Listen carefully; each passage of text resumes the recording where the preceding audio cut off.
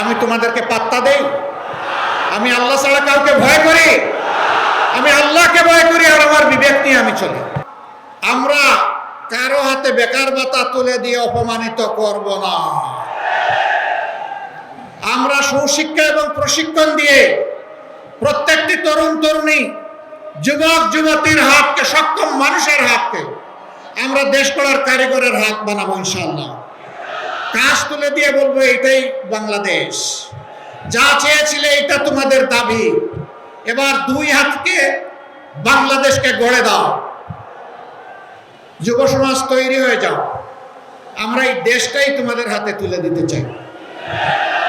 বাংলাদেশ নামের যে উড়োজাহাজ, এইটার ককপিটে বসিয়ে দিব যুব সমাজকে, আমরা গিয়ে বসবো প্যাসেঞ্জার সিটে ইনশাআল্লাহ।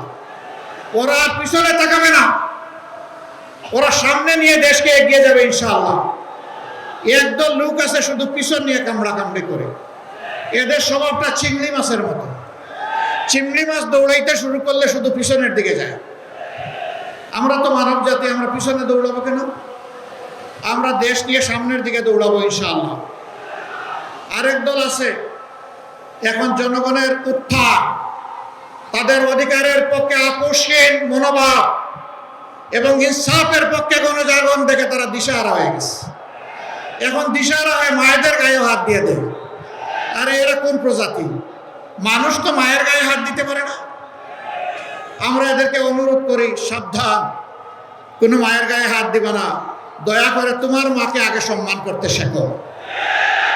তুমি যদি তোমার মাকে সম্মান করতে পারো, বাংলাদেশের 9 কোটি মাকেও সম্মান করতে পারবা। যদি তুমি সম্মান করো, তোমাকেও স্যালিউট। আর তুমি যদি আর হাত বাড়াও, মনে রাখবা মায়ের সন্তানেরা আগুন হয়ে জ্বলে উঠবে। আমরা আমাদের মায়েদের সম্মান কারো কাছে বন্ধ রাখবো না, কোনো কিছুর বিনিময়ে না। জীবন দিব, কিন্তু আমার মায়ের সম্মান নিয়ে কাউকে আর টান দিতে দেব না।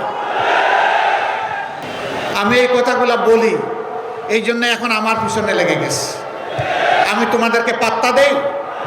আমি আল্লাহ ছাড়া কাউকে ভয় করি? আমি আল্লাহকে ভয় করি আর আমার বিবেক নিয়ে আমি চলি। তোমরা যা পারো করো, ওগুলার জবাব দেওয়ার মতো সময়ও আমার হাতে নাই। করতে থাকো, পড়েও কামড়াও, কামড়া কামড়ি করো, ওখানেই থাকো।